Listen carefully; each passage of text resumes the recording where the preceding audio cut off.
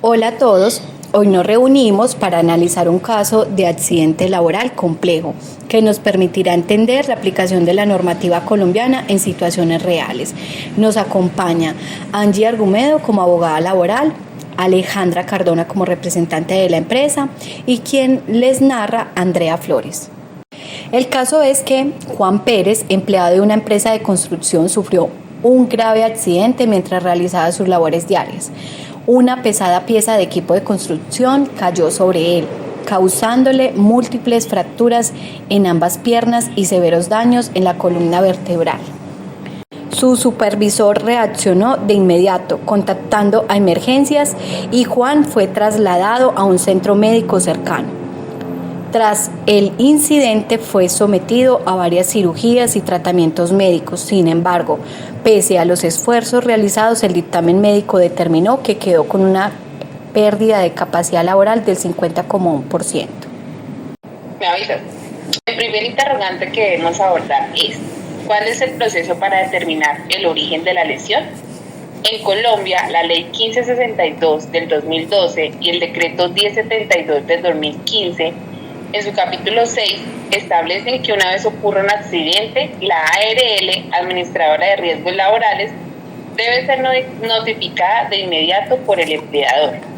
La ARL es la encargada de determinar si el evento es de origen laboral o común.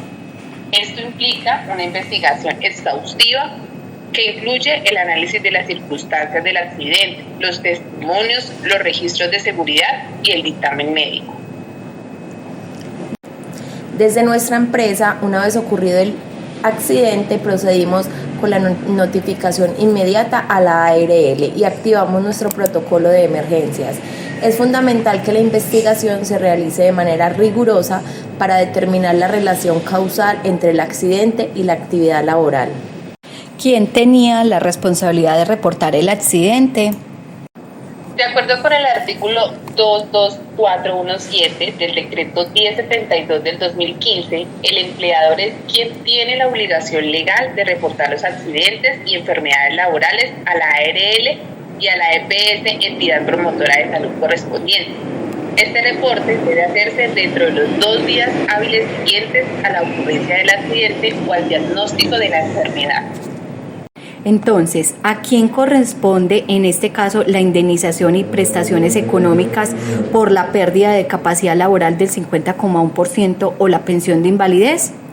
El dictamen médico de Juan Pérez arrojó una pérdida de capacidad laboral del 50,1%, según el artículo 41 de la Ley 100 de 1993, modificado por la Ley 860 de 2003, cuando una persona tiene pérdida de la capacidad laboral igual o superior al 50%, tiene derecho a la pensión de invalidez. En este caso, la pensión de invalidez sería gestionada a través del Sistema General de Riesgos Laborales, ya que el accidente es de origen laboral. Es importante aclarar la diferencia con la indemnización. Si la pérdida de capacidad laboral de Juan hubiera sido inferior al 50%, es decir, entre el 5% y el 49,99%, entonces tendría derecho a una indemnización por incapacidad permanente parcial, que es un pago único, pero al superar el 50%, el derecho a la pensión de invalidez, que es una prestación económica periódica y vitalicia. ¿Cuáles son las obligaciones del empleador respecto a la reubicación laboral si resulta aplicable, Angie? El Código Sustantivo de Trabajo, en el artículo 25, la Ley 1562 del 2012 y el Decreto 1072 del 2015, en el artículo 22475, establecen la obligación del empleador de reubicar al trabajador que como consecuencia de un accidente o enfermedad laboral representan una disminución de su capacidad laboral. Esta reubicación debe ser en un puesto de trabajo compatible con sus nuevas condiciones de salud. El empleador debe realizar los ajustes razonables necesarios para permitir la continuidad del trabajador en la empresa, siempre que sea posible. Esto implica una evaluación del puesto de trabajo, una adaptación de las tareas y, en algunos casos, la asignación de un nuevo puesto que se ajuste a las capacidades residuales del trabajador. Como empresa estamos comprometidos con la reubicación de Juan, una vez que el médico ocupacional determine su capacidad residual. Nuestro objetivo es garantizar la inclusión laboral de Juan y cumplir con nuestras obligaciones legales y éticas. Pasando a las obligaciones del empleador, ¿qué decisiones debe tomar el empleador para atender el caso de Juan Pérez? Las obligaciones que debe del empleador son las siguientes. 1. Garantizar la atención médica y rehabilitación. Asegurar que Juan reciba toda la atención médica, quirúrgica, terapéutica y de rehabilitación necesaria a través de la ARL. 2. Reportar el accidente. Como ya mencionamos, debe reportar el accidente a la ARL y EPS de inmediato. 3. Investigar el accidente. Realizar una investigación exhaustiva del accidente para identificar las causas y tomar medidas correctivas. 4. Asumir los costos de la atención.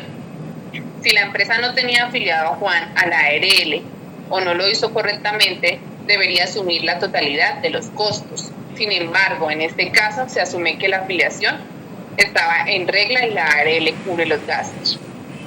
5. Reubicación laboral.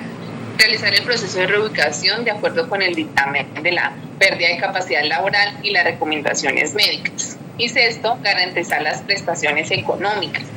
Asegurar que Juan reciba la pensión de invalidez a la que tiene derecho. ¿Qué debió hacer gestión humana o recursos humanos antes y después del accidente de Juan Pérez? Para responder este interrogante, antes del accidente, la empresa debe asegurar la afiliación al sistema de seguridad social, verificar que Juan esté debidamente afiliado a la seguridad social, salud, pensión y ARL. Participar en el sistema de gestión de seguridad y salud en el trabajo, colaborar activamente en la implementación y mantenimiento del sistema, y esto incluye la identificación de peligros, evaluación de riesgos y la definición de controles. Capacitación y sensibilización, coordinar y asegurar que Juan y todos los trabajadores reciban la capacitación adecuada en seguridad y salud en el trabajo, incluyendo el uso de EPP, procedimientos seguros y manejo de emergencias. Inducción en seguridad, realizar la inducción completa en temas de seguridad y salud en el momento de la contratación. Control de elementos de protección personal, asegurar que la dotación y uso y mantenimiento adecuado de los EPP requeridos para las tareas de Juan. Y por último, crear cultura de prevención, fomentar una cultura organizacional de seguridad, promoviendo la participación de todos los trabajadores en los comités de seguridad y reportando condiciones inseguras. Después del accidente, coordinar la atención inicial, gestionar la comunicación con la ARL y la EPS para asegurar la atención médica inmediata y el traslado de Juan. El reporte del accidente, asegurar que el reporte del accidente del trabajo FURA sea diligenciado y enviado a la ARL y a la EPS dentro de los plazos legales. Investigación del accidente, participar en la investigación para identificar las causas inmediatas y raíz en conjunto con el área de seguridad y salud en el trabajo para implementar acciones correctivas y preventivas. Comunicación con la familia, mantener una comunicación empática y constante con Juan y su familia, brindando información sobre el proceso y el apoyo necesario. Gestión de incapacidades, tramitar y hacer seguimiento a las incapacidades de Juan y coordinar con la ARL lo referente a la cobertura de los auxilios económicos.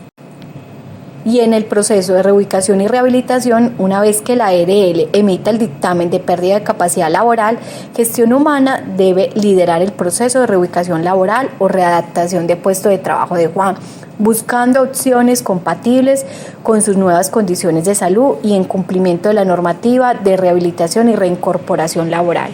Por lo anterior, entendiendo los pasos que la empresa debe seguir antes y después del accidente, Juan también tiene que cooperar con la investigación de la ARL y el empleador.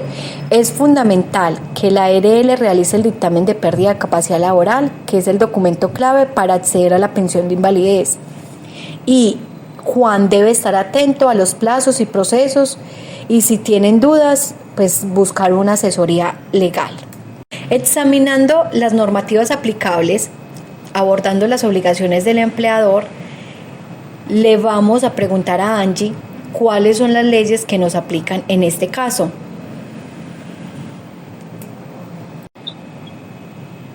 Las leyes aplicadas en este caso, para el caso de Juan Pérez, son las siguientes. La Ley 1562 del 2012, que es la que modificó el Sistema General de Riesgos Laborales. El Decreto 1072 del 2015, que habla sobre el Sistema General de Riesgos Laborales. La Ley 100 de 1993, en lo que referente a la pensión de invalidez. La Resolución 1401 del 2007, que establece las vías para la investigación de accidentes e incidentes de trabajo. Y la Resolución 0312 del 2019, que define los estándares mínimos del Sistema de Gestión y Seguridad de Salud en el Trabajo, donde el empleador tiene la obligación de garantizar un ambiente de trabajo seguro, la afiliación y cotización a la ARL, el desarrollo e implementación del Sistema de Gestión y Seguridad de Salud en el Trabajo, la prevención de riesgos laborales y la atención y gestión de los accidentes de trabajo. ¿Qué soluciones puede garantizar el cumplimiento normativo y proteger los derechos de Juan Pérez? Para garantizar el cumplimiento normativo y proteger los derechos de Juan Pérez, proponemos lo siguiente: un seguimiento continuo a la ARL, asegurar que la ARL cumpla con sus obligaciones de atención médica, rehabilitación y trámite de la pensión de invalidez de forma continua, asegurar asesoría legal continua. Juan Pérez debe contar con asesoría legal independiente para garantizar que sus derechos sean respetados en todas las etapas del proceso. Proceso de reubicación transparente. La empresa debe documentar y comunicar claramente el proceso de reubicación, asegurando que se ajuste a las capacidades de Juan y a las recomendaciones médicas. Capacitación y sensibilización. La empresa debe reforzar sus programas de capacitación en seguridad y salud para prevenir futuros accidentes y asegurar que todos los trabajadores conozcan sus derechos y deberes. Y hacer evaluación del Sistema de Gestión de Seguridad y Salud en el Trabajo. Realizar una auditoría interna o externa del Sistema de Gestión de Salud en el Trabajo para identificar y corregir cualquier deficiencia que haya contribuido al accidente. De acuerdo. El caso de Juan Pérez nos ilustra la importancia de un sistema de gestión de seguridad y salud en el trabajo robusto y el cumplimiento riguroso de la normativa laboral colombiana. La protección de los derechos de los trabajadores, especialmente en situaciones de vulnerabilidad por un accidente laboral, es una responsabilidad compartida entre empleadores, ARL y el mismo trabajador. Esperamos que este análisis haya sido de utilidad para comprender las complejidades de estos casos y las soluciones que la ley colombiana ofrece.